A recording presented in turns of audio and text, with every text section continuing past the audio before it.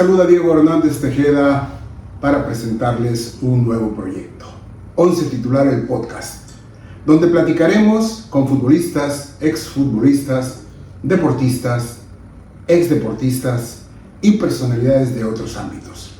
La idea de este podcast es rescatar historias añejas, historias que se encuentran olvidadas, historias que se conocen poco o que casi nadie cuenta. Y para el debut tenemos un invitado especial, titularísimo siempre, don Roberto Matosas Postiglione, futbolista, mundialista y técnico uruguayo veracruzano, y le damos la más cordial bienvenida a esta fecha 1 de la primera temporada 2025. Don Roberto, un gusto, Diego. Te felicito porque esta cantidad de libros que tienes requiere preparación y dedicación a leerlos. Por eso te ha ido muy bien. Por eso, y los he leído porque hay mucha gente que compra libros y luego no los lee. No, pero esta biblioteca de fútbol está fantástica. Yo no tengo tantos libros de fútbol como tú. No, porque usted se cansó de tanto fútbol, ¿no? Usted se cansó. Pero siempre se aprende algo de ello. Sí, hasta del que menos, como también de cualquier periodista, como también de cualquier técnico. Lo malo, dices, bueno, eso no lo agarro, ¿no? Sí, sobre todo estaba viendo uno aquí de Ferguson, que no lo conocía. Después te lo voy a tener que pedir prestado. Claro que sí, los que gustan, don Roberto, son cerca de 500, así que muy bien. Se va a llevar un buen tiempo leyendo. Encantado, Diego. Don Robert, y un gusto iniciar contigo este tipo de podcast. Así es la primera fecha de la primera temporada 2025. Muy bien. Y vamos a hacer a lo mejor un segundo tiempo, porque bien. Primero vamos a hablar de fútbol y luego vamos a hablar de cómo aprender a aprender. Esta situación que ha estado llevando, vamos a hacer en un segundo tiempo, pero primero vamos a hablar solamente de fútbol. Muy bien. Y arrancamos porque, bueno, ya sonó el silbato, don Roberto. Adelante. ¿Cómo se inicia Roberto Matosas en el fútbol cuando era pequeño en Uruguay, un país muy pequeño donde todos jugaban fútbol, pero en la calle, ¿qué hacía don Roberto? Sí, yo tuve la suerte de que enfrente de la casa donde yo nací había un sitio baldío y bueno, durante 10, 11 años hasta que me mudé de casa viví escuela, mi casa y el sitio baldío. Ahí creo que tuvo una gran influencia para que yo desarrollara mis habilidades que tenía para el fútbol, ¿no? Don Roberto, 3 hermanos me parece que tiene. 3. ¿Y alguno fue futbolista? No, fue futbolista el menor que ahora dirige el fútbol del interior en el Uruguay. Él fue portero. ¿Cuándo se inicia como profesional o semiprofesional? ¿O cómo se inicia en el profesionalismo? En el profesionalismo me inicié porque Peñarol me invitó para una prueba de varios jóvenes. Quedé en el año 59 y ya en el 59 debuté en primera división, jugando la Copa Libertadores. Después, en el año 60, tuve también una gran influencia de un técnico que había sido campeón en Europa con el Benfica, un austríaco, Bela Gutmann, que fue el que dijo, después que me vaya yo de Benfica, nunca más van a ser campeones. ¿Y fue cierto? Sí, y fue, hasta ahora sí. Entonces, él tuvo una gran influencia porque yo era medio de contención y delante mío estaba el mejor jugador del equipo. Y al llegar, Bela Gutmann me empezó a poner como lateral, como central, como medio ofensivo. Me dio una gran confianza al ponerme en varios puestos. Eso para mí fue determinante. Oiga, don Roberto, y bueno, en Peñarol, ¿no? Y donde hizo una gran carrera, pero yo quiero que le diga a quienes nos están escuchando que invitamos a que se suscriban, a que nos sigan, a que sigan esta entrevista de don Roberto Matosas y todas las que seguramente vendrán más adelante. Su papá era un hincha del Nacional, ¿no? Era hincha nacional y yo salí hincha de Peñarol. ¿Qué le decía a su papá? No vayas a Peñarol. No, nada. Él respetó completamente que yo fuera Peñarol. Y después en su corazoncito habrá sido hincha de Peñarol, ¿no? Claro, cuando iba a apoyarlo, ¿no? Claro. Oiga, don Roberto, platíquele a la gente todo lo que ganó con Peñarol. Bueno, ganamos las 2 primeras Copas Libertadores de América y ganamos un quinquenio, es decir, 5 años campeón, repitiendo la hazaña del Peñarol que en el año 49, que también habían ganado 5 años seguidos. Ganamos la Supercopa de un campeonato que se jugaba entre ganadores de la Copa Libertadores, es decir, sí hubo éxitos. ¿Usted siempre se inició como defensa central o jugó otras posiciones? No, me inicié como medio contención y como el mejor jugador del equipo era el titular, me empezaron a cambiar para que pudiera jugar también. Y terminé como central, pero jugué como lateral y como medio ofensivo también. ¿Ese Peñarol ha sido el más brillante de Uruguay, don Roberto? Ha sido uno de los más brillantes, sí, porque coincidimos en que cuando yo debuté, al año llegaron 2 grandes jugadores, un ecuatoriano, Alberto Spencer, y un peruano, Juan Joya, que hicieron muchos goles y eran muy buenos jugadores, y el equipo tuvo mucho éxito, ¿no?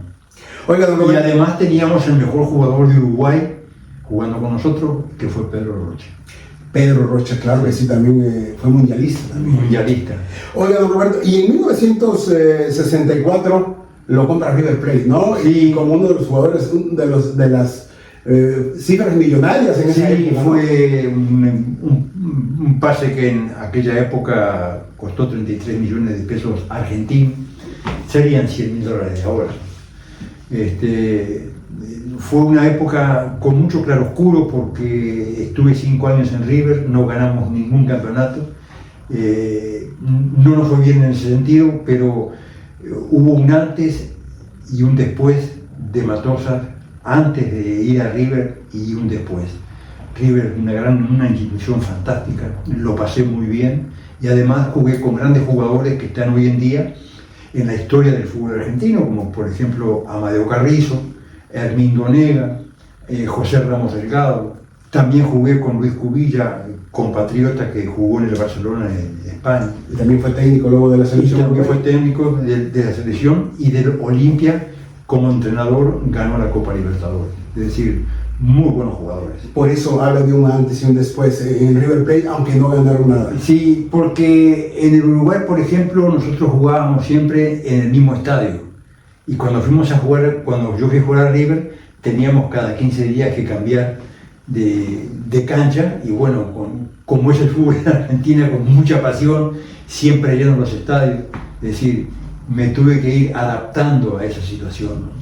Oiga, don Roberto, cuando llega al River Plate, luego los argentinos son muy nacionalistas, ¿no? O sea, sí. Como que no permiten que haya muchos extranjeros. ¿Cómo fue recibido, Roberto? No, me recibieron muy bien. No, en ese sentido, ninguna queja. Y luego, bueno, al fútbol mexicano, después vamos a hablar del Mundial, pero primero pasa el Mundial, por supuesto, pero yo quiero que termine el tema de después de México 70. Sí, en el México 70 Mundial quedamos cuarto y el entrenador de Uruguay, Juan Eduardo Hover, vino a dirigir a San Luis y él me invitó en el año 73 a venir a jugar a San Luis. Vine, estuve un año y después pasé a Toluca. Y allí con Toluca fue su buen momento.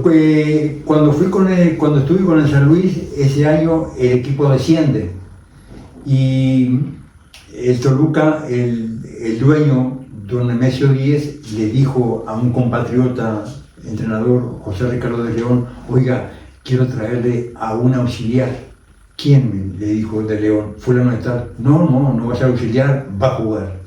Entonces, en el año 74 hasta el 76 estuve en Toluca y ganamos un campeonato, 74-75. Y después se retira, ¿no? Sí, no, me retiré en el año 77. Estuve jugando 6 meses en Estados Unidos y ahí tuve la suerte de conocer a Bobby Moore, aquel que fue el capitán de la selección inglesa en el año 66. Jugó en San Antonio, en el equipo de San Antonio, en el Sanders. En el Sanders. Sí, muy buena persona y aprendí mucho con él. Oiga, don Roberto, la gente no sabe mucho, la gente no se acuerda a lo mejor, pero antes de dirigir a los Tiburones Rojos de Veracruz, 13 años antes para ser precisos, usted jugó un partido Sí. en la defensa central de los Tiburones Rojos. Sí, Recuérdeme, a ver. contra el Atlético de Bilbao. No recuerdo quién era el técnico que me invitó, pero me dio muchísimo gusto que para un partido de esa jerarquía fuera invitado, ¿no? ¿Cómo es que se da la invitación, don Roberto? Bueno, me llaman por teléfono. Creo que el presidente era Pepe Ajo. Uh-huh. Y me dijeron, ¿hay esta posibilidad? Sí, con muchísimo gusto. Bueno, el Atlético de Bilbao fue el 27 de mayo de 1976.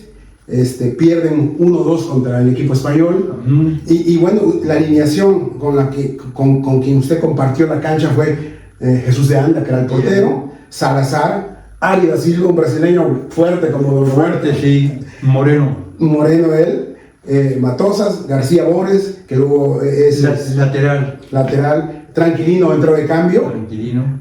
Tranquilino Velázquez, Gustavo Castro, hermano de Ricardo. Gustavo jugó menos que Ricardo, pero llegó a jugar. Ruiz, no conseguí bien exactamente el nombre. Herrerol, aparece aquí en la alineación histórica. La Cuca. Hugo Herrera. Hugo Herrera. Herrerol, Koch. Jorge Koch. Uh-huh. Batata. Muy famoso Batata. Francisco Gómez, Ricardo Brandón. Y Ricardo hace muchos goles, goleador. Su paisano, ¿no? Sí, muy bueno. Y Piti Loyano, un veracruzano de Costa Rica muy hábil, jugaba por la banda. Y luego también entró de cambio Ricardo Castro, que era hermano de Gustavo. Delantero de Zacatepec. Exactamente, veracruzano también, que llegó a jugar con la selección mexicana algunos partidos y tenía gran calidad. ¿Qué recuerda de los jugadores del Atlético de Bilbao, don Roberto? Saldúa, Núñez, Laza, Escalza, Guisasola, Astrain, Madariaga, Rojo 2, Zavala, Garay, Irureta, Otaolea, Amorortum, Carlos y Rojo. El árbitro fue Jorge Narváez, un árbitro. Sí, muy buen árbitro. Fíjate que yo tenía la idea de que ese partido habíamos quedado 0-0, pero tú me dices que el score fue 2-1 a favor del Atlético Bilbao, ¿no? Sí, los goles fueron de Irureta en el minuto 14. Sí, no. De Carlos en el 16 y Ricardo Brandón en el 82. El partido se jugó de noche, no por la tarde. Don Roberto, después de ese partido, ¿hubo alguna posibilidad de que pudiera jugar con los Tiburones Rojos o por eso no lo invitaron por eso? No, ya no hubo ninguna posibilidad. No lo invitaron a lo mejor porque justo había salido de Toluca, ¿no? Sí, justo había salido de Toluca. Entonces no hubo la posibilidad de que vistiera. No, además yo ya estaba pensando justo en el retiro porque fueron muchos años. Después de ese partido termina la temporada y me voy a jugar 6 meses en Estados Unidos con el Sander, en el equipo que dirigía Bobby Moore. ¿Por qué ir a jugar a Estados Unidos, Roberto? ¿Era una novedad? No conocía el país, no conocía el fútbol de allá y además el simple hecho de que jugara ahí Bobby Moore, eso ya para mí aumentó el interés. Sí, bueno. Conocer al capitán de la selección de Inglaterra, campeona en el 66, no era poca cosa. Y aprendí mucho con él, porque él jugaba y dirigía muy bien. Entrenaba el equipo él muy bien. Don Roberto, la selección de Uruguay, vamos a hablar ahora un poco de la selección de Uruguay. Estuve checando información y bueno, de pronto dejaban de llamarlo mucho tiempo y de pronto hasta que logra finalmente estar en la Copa del Mundo. ¿Por qué era tan intermitente a pesar de que con Peñarol estaba logrando todo? Esa duda me quedó a mí a la hora de ver algunas cifras. Lo llamaban, por decir, y al año lo volvían a llamar. O sea, ¿qué recuerdas? Bueno, en la época que, en el año, por ejemplo, 66, no había todavía esa posibilidad de que las selecciones llamaran a los jugadores que estaban jugando fuera. Uruguay, cuando yo estaba en River, Uruguay utilizaba jugadores que estaban jugando en Uruguay. No había como ahora esa necesidad de buscar a los que están jugando fuera para ser cada día más fuerte, ¿no? Es decir, en Uruguay se pensaba que con los jugadores que había allá se podían solventar todos los éxitos, ¿no? Esa fue la parte, ¿no? Que se fue 5 años a River y como que se olvidaba. Nunca jugué, cuando me fui a River, no me llamaron nunca a mí para jugar en la selección. ¿Y un solo mundial? Jugué en la selección cuando regresé a Peñarol en el año 70. Sí, o sea, porque pudo haber jugado a lo mejor 2 o 3 mundiales, don Roberto, ¿no? Podía haber jugado el mundial del 66, Inglaterra. De Chile en el 62 y en el 66. Sí, sí. Y eso fue bueno, una cosa por otra, ¿no? Sí, así. En el 62 recién yo iniciaba. ¿Pero en el 66? En el 66 podía haber ido, pero no estaba esa convocatoria de buscar a los jugadores que estaban jugando fuera para fortalecerse. Con los jugadores que había en Uruguay, el entrenador pensaba de que se podía hacer una buena participación. Bueno, juega esos 6 meses en San Antonio, se retira, y luego, ¿cuánto tarda en iniciar? ¿Qué recuerda de ese pasaje en Estados Unidos, Robert? Además de jugar con Bobby Moore. Recuerdo las instalaciones, los estadios donde jugábamos, todo muy bien organizado, es decir, me fue muy bien, disfruté mucho con la familia. Y después, cuando regresé, ya me retiré, hice el curso como entrenador y empecé a dirigir niños, jóvenes y posteriormente profesionales. ¿Atletas Campesinos fue su primer equipo? Sí, yo estaba como director de Fuerzas Básicas en Monterrey y había ascendido a Atletas Campesinos, iban 6-7 fechas, no ganaba ningún partido, me lo ofrecieron y ahí fui. Fue en 1980. En el 1980. Y luego, bueno, viene Tampico, Monterrey. El equipo jugamos 2 temporadas en Querétaro y a la siguiente lo llevan para Tampico. Y se convierte en Tampico. Entonces estuve una temporada en Tampico, me regresé a Toluca y al poco tiempo me llaman a Monterrey.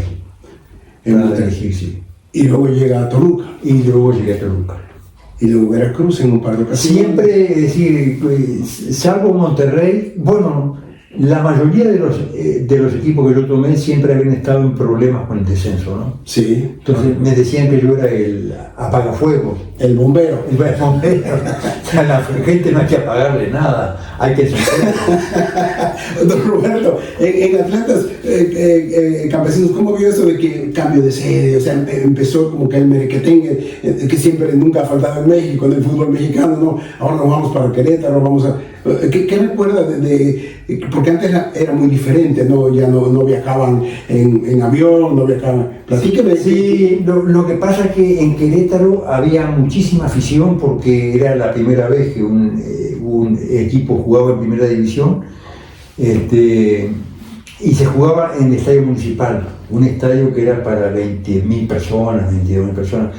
Cada domingo que jugábamos estaba lleno. Y en la segunda temporada que yo estuve ya se empezó a mencionar de que el equipo podía dejar la plaza porque lo iban a vender. Y así, y luego sale... Y fue así porque lo vendieron para Tampico. Se fue a Tampico. Y de Tampico, ¿qué recuerda de esa primera puerto que luego conoció Veracruz y bueno, se quedó en Veracruz? Pero en Tampico, ¿qué es lo que más recuerda dirigiendo al Tampico? Bueno, mucho calor, entonces había que llevar buenos jugadores. Hicimos una temporada buena a secas, pero no lo que queríamos. Ahí conocí a Benjamín Galindo, estaba en Tampico, un jugador impresionante, de gran rendimiento y una excelente persona. Y después llega a Monterrey. Después estuve en Tampico nada más que una vuelta, una rueda, y a los 6 meses creo que me invita a Monterrey, que andaban también en problemas porque se habían salvado del descenso con un penal que convirtió Enrique Esquivel en los últimos 5 minutos, creo. Entonces armamos un equipo y ahí llevé a Monterrey a Gualdini. Estaba un centro delantero argentino, Miguel Ángel Torres, llevé a Bartolota. Armamos un buen equipo y llegamos a las finales, quedamos séptimo. Un buen torneo, ¿no? Un buen torneo.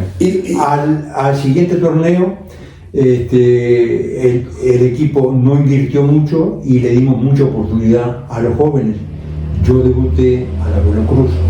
El Abuelo Cruz, usted fue todo un gran jugador con la selección mexicana y lo quería mucho la gente. Muchísimo, ¿no? Excelente jugador. Y luego llega a Toluca, al equipo que usted había jugado, ¿no? También andaban en problemas con puntos y llego ahí, salvamos, le damos oportunidad a los jóvenes y respondimos. ¿Qué jugadores importantes se encontró en Toluca en esa época? Bueno, ahí estaba Wilson Granelati, claro. un central que cabeceaba muy bien, Marco Antonio Ferreira, un portero. Sí, el Chato Ferreira. Un muchacho que con nosotros anduvo muy bien, pero después se apagó, un centrodelantero, Jorge Gama. Jorge Gama, sí me suena. Sí, y había un muchacho, no me acuerdo bien, otro delantero, Muciño, que había jugado en León, creo. ¿Y el que luego fue goleador con Cruz Azul? Octavio Muciño, otro Muciño. Otro Muciño, muy bien. Un extremo derecho. Es decir, no tenía mucha gente de muchos nombres, pero le dimos oportunidad a los jóvenes y respondieron. El primer año, el segundo año ya no. Siempre como que le desmantelaban el equipo en el segundo torneo, Roberto, como ya más o menos se habían salvado. No había dinero para las inversiones que hay ahora, ¿no? Claro, ni patrocinios. Y además yo era de los entrenadores que confiaban mucho en los jóvenes. Es decir, si me traían gente que ya estaba bien, que era conocida, bien, y si no, me la arreglaba con los que estaban. Ese fue un error mío. Claro. Don Roberto, y luego llega al Veracruz, ¿no? Los Tiburones Rojos de Veracruz. Sí, porque estuve un año y medio sin dirigir. Yo estaba acompañando a mi hijo Gustavo en España y por allá me buscaron porque el equipo también andaba en problemas de puntos y había un jugador ahí que lo tuve yo en Tampico, que fue el que le dijo a uno de los directivos: para esta situación fulano de tal. ¿Quién fue, don Roberto? Fue Zúñiga, un centro delantero. Franco Zúñiga. Vive en Reynosa, allá entrena, tiene escuela de él fútbol. fue el que le dijo a un senador que era amigo de Dante, senador Rivera, que se llamaba él, dijo: para esta situación fulano. Y ahí me buscaron.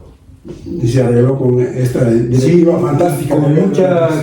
Vine con mucha alegría porque no sabía yo del gran interés que había despertado que el equipo estuviera nuevamente en primera división. Y cuando llegué, bueno, para mí fue una sorpresa porque veíamos los viernes por la mañana cuando entrenábamos en el estadio, que alrededor del estadio había campamentos, gente en carpas para sacar una entrada para el día siguiente. Así es. Eso era un compromiso que lo aceptamos todos, ¿no? Don Roberto, ese gran interés y esa gran pasión que hay por el equipo. Don Roberto, y se encuentra usted 4 o 5 jugadores ya maduros en su mayoría, pero de gran calidad, ¿no? De gran calidad. Voy a decirle 4 o 5 y usted me dirá cuántos eran. Y que respondieron. Moses, Regis, Castañón, Pepe Ruiz, ni qué hablar de Comas, Palma, Rochita, Gambier, que nos dio Gambier fue un centro delantero fantástico, ¿no? Y debutamos a Barra y debutamos también a Ledesma. Carlos Barra, que con el técnico anterior, no quiero decir su nombre, no estaba preparado para jugar, y usted lo identificó que sí. Fue el novato del año, don Roberto. Novato, yo creo que ha sido uno de los mejores medios de contención que yo he visto acá en México, ¿no? Muy completo en cuanto a marcar, en cuanto a resistencia y en cuanto a jugar para el equipo. Es decir, no tenía remate a gol, cabeceaba normal, pero todo lo otro que tenía Barra era insustituible, y sobre todo para apoyar con ese oxígeno a Rochita y a Palma. Claro. Jugadores de gran calidad, pero que no corren como él, ¿no? Por supuesto. Don Roberto, y se encuentra Jorge Comas, campeón de goleo también, además de que termina uno como el novato del año, otro campeón goleador. Yo no y lo el mejor conocía delantero Comas. del torneo fue. Yo lo conocía Comas aquí en Veracruz, Ajá. porque él había sido figura en Boca. Uh-huh. Pero cuando llegué acá y lo vi a él, sorprendente. Sorprendente porque además de ser un goleador, era un hombre que había que echarlo de la cancha en los entrenamientos. Él tenía su método personal para entrenar. Ponía 10 balones afuera del área y a colocarlos contra los palos, ¿no? Es decir, me sorprendió que él fuera así. Él decía, yo entreno luego aparte. ¿Cómo lo tomaba don Roberto, un tipo tan de carácter muy fuerte? Porque de él nunca tuve ningún problema. No, jamás tuve un problema con él. A mí me respondió al 100%. No, y también a la gente, ¿no? Porque a la gente ni que hablar, ¿no? Pero si no hubiera sido por Comas, quién sabe qué hubiera sido el equipo. Claro. Porque sí, Rocha jugaba bien, pero el que hacía los goles era él, ¿no? Y hacía goles en situaciones comprometidas. Que valían puntos, ¿no? Que valían puntos. Y luego tuvo una segunda, otra vez se quedó sin equipo, salió de Veracruz, porque en Veracruz pues cambiaba de técnico todos los días, y tuvo otra segunda mandato como en Veracruz, ¿no? Sí, tuve un segundo mandato de Veracruz, estuve jugando, dirigí un año en Santos. Ah, dirigió en Santos, sí, dirigí en Santos, sí. Pero acá tuve un segundo mandato porque había contratado a Miguel Ángel López y el equipo no andaba bien y la gente empezó a pedirme, entonces los directivos me llamaron de vuelta. Recuerdo en ese momento que me dice eso, don Robert, que el último partido que dirigió el zurdo López, casi incendia en el estadio, o sea, porque fue una derrota más. Creo que había habido algún problema. Fue cuando ya esa fue su despedida, ¿no? Sí. Esa fue su despedida, porque eso lo tengo bien claro, también a mí me quedó bien claro, porque en esa época estábamos muy al pendiente de lo que pasaba con el Veracruz, ¿no? La prensa pues estaba ahí muy metida, ya nos tanto como ahora ya no, la gente no se mete tanto, ya hay muchas cosas, ya te llega el video, ya te llega la entrevista, pero antes había que estar allí. Entonces, yo recuerdo mucho de esa zona de sol incendiada, casi, aunque no era sol porque era en la noche el juego, y bueno, fue muy enojada la gente. Muy enojada la gente con el zurdo López, ¿no? Y entonces llega a usted su segunda oportunidad. Y luego creo que después, ¿qué pasa cuando sale de Veracruz? ¿Es cuando dirige a Santos o Santos antes? No, después a Santos. Y ahí se encuentran también con jugadores extraordinarios como Ramón Ramírez, ¿no? Que era el niño consentido de Ramón Ramírez, estaba Dolmo Flores y otros centrodelanteros también, Flores. Pero no, Pedro de la Torre era. Pedro Muñoz, Guadalupe Rubio, buenos jugadores. Después, ¿qué pasa? ¿Ya es cuando decide no dirigir, don Roberto? Después como yo no tenía promotores, esperaba que algún equipo me viniera a buscar. No apareció nadie, ¿no? No es por decisión propia de que ya cansado del fútbol, cansado de los directivos, cansado de los jugadores. No me buscó ningún equipo y ahí me quedé. Y me quedé tranquilo porque en México encontré a un hombre que me cambió la vida y me empecé a dedicar a lo que ese hombre en Querétaro había influido en mí. Adelántanos qué es, porque eso lo vamos a ver en el segundo tiempo, don Roberto. Bien, cuando fui a Querétaro conocí al director del Tecnológico de Monterrey en Querétaro, de la secundaria, el doctor Isauro Blanco Pedraza. Él se estaba dedicando, las hijas de un directivo del equipo que me contrató iban a ese instituto y me lo recomendaron como alguien que nos podía ayudar mucho con charlas de motivación y aquí. Y me dijeron, sí, lo quiero conocer, ¿cómo no? Pero no, yo no lo quería conocer por las charlas de motivación. Claro. Lo quería conocer para preguntarle sobre una pregunta que la tenemos todos en la vida y que por lo general no la enfrentamos. No me la diga ahorita porque lo vamos a ver en el segundo tiempo, acuérdense, lo vamos a ver eso en el segundo tiempo. Bien, entonces ese hombre me cambió la vida porque me dijo a lo que se estaba dedicando, desarrollo de habilidades de pensamiento, y le pregunté, ¿y eso qué es? Me dijo, ¿cómo desarrollar inteligencia? Híjole, para mí fue una gran sorpresa que la inteligencia se pudiera desarrollar. ¿Por qué? Porque en mi época de niño, los inteligentes eran los que calificaban 9 y 10 en matemática, el resto no existía. Y yo desde creo que tenía 10, 11 años, me autoetiqueté, a mí el estudio no se me da, porque nunca saqué ni siquiera 6 en matemática. Muy bien. Entonces me dijo, le hice una pregunta como para que no me la contestaran. ¿Y qué pasa con los muy inteligentes? Y me contestó brillante, muy inteligente con respecto a qué.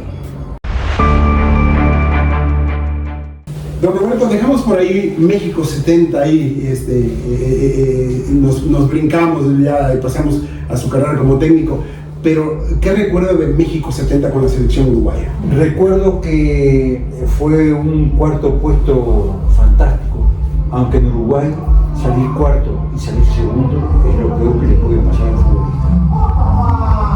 No le dieron importancia a ese cuarto puesto, siendo que Uruguay jugó casi todo el torneo sin su mejor jugador, que era Pedro Rocha. Se nos lesionó Rocha en el primer partido contra Israel a los 20 minutos. Y el entrenador inventó a un centro delantero que fue Víctor Espárrago, y quedamos en cuarto lugar, arriba de equipos que jugaban mejor que nosotros, ¿no? Pero en Uruguay eso no le dieron mucha importancia. En Uruguay reconocieron el cuarto puesto cuando lo ganaron en Sudáfrica, que Uruguay quedó cuarto. ¿Por qué era más lejos? ¿Quién sabe? Porque se dieron cuenta de que quedar cuarto entre 197 países tiene un mérito. Claro. Pero cuando nosotros quedamos cuarto en México, tuvimos que, como que hubiéramos perdido algo. Sí, porque se acordaban más de los Juegos Olímpicos del 28, de Uruguay 1924, del 30, del 50, entonces comparaban con eso, y Uruguay, pero ya no comparan con eso, ¿no? Afortunadamente. Sobre todo del 50, don Roberto. Me imagino que, muchas veces uno se entera porque lo leyó, porque lo vio, pero usted recordaba algo del 50. Yo tenía 10 años. Ajá. De lo que recuerdo del año 50 fue la alegría de la gente que en mi ciudad, una ciudad de 30.000 habitantes, salieron en caravana y eso, porque fue una cosa inesperada. Ganarle a Brasil, al mejor jugador, al mejor equipo que ha tenido Brasil en tantos años, fue una hazaña.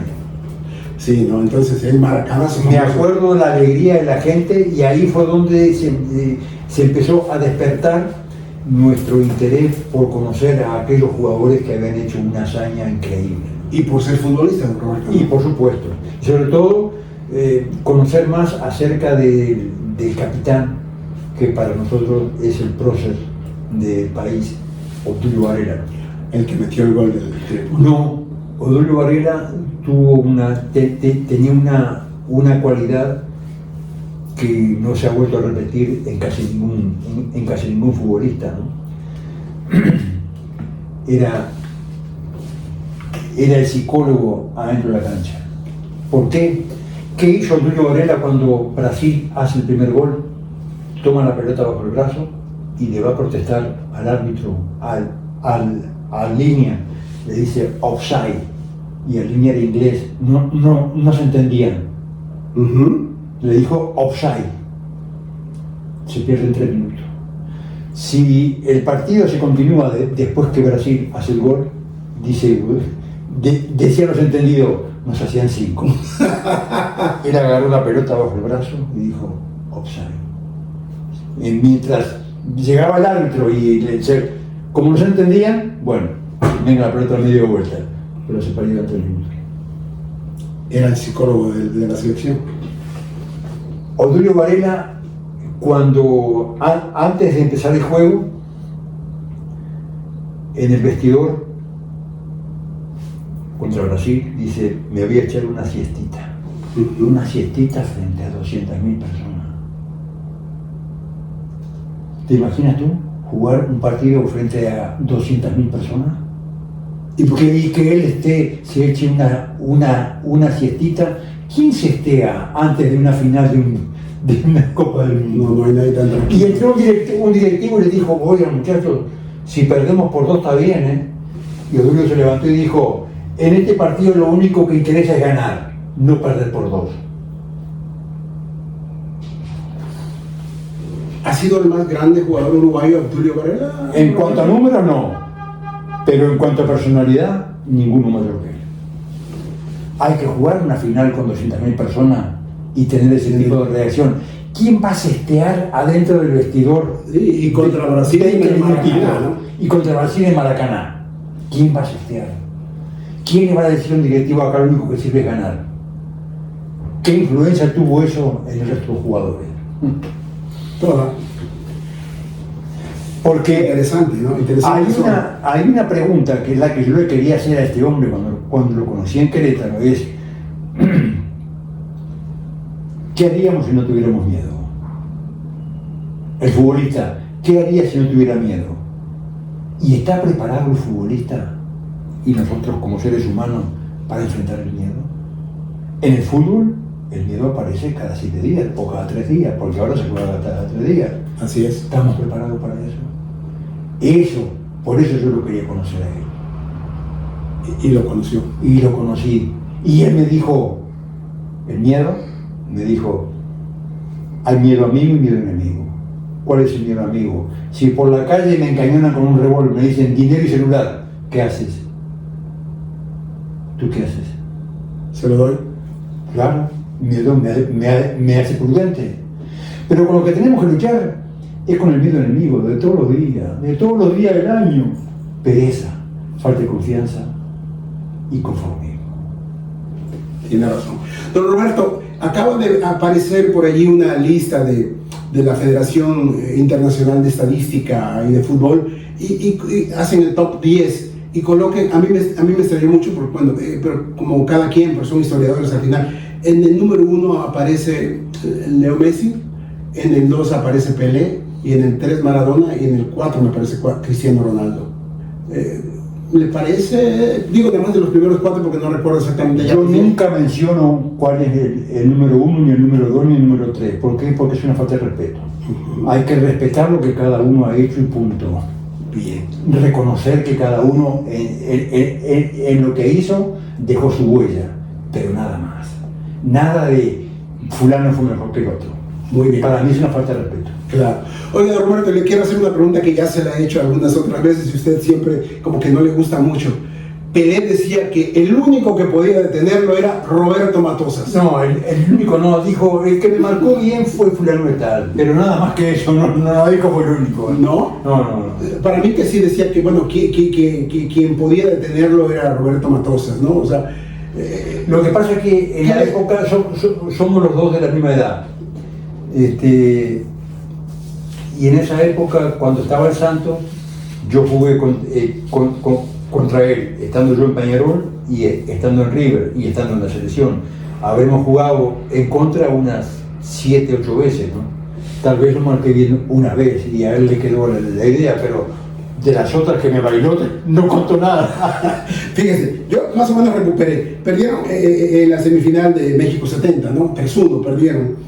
En la final de la Copa de Campeones de América, hoy conocida como Copa Libertadores, Santos de Brasil y Peñarol, que era el campeón vigente, y llegaba a la final por tercera vez consecutivas, mientras que Santos llegaba por primera vez a la final. Esta vez también se enfrentaron con Pelé, se enfrentó con Pelé. Sí. El 28 de julio del 62, Peñarol 1, Santos 2 en el centenario de Montevideo. El 2 de agosto de 1962, Santos 2, Peñarol 3 en el estadio Vila Belmiro. Belmiro, ajá. Ajá. El 30 de agosto de ese mismo año, Santos 3, Peñarol 0, Monumental de Buenos Aires. Originalmente programado para el 17 de agosto, Santos no se presentó en desacuerdo con una decisión tomada después del partido de vuelta.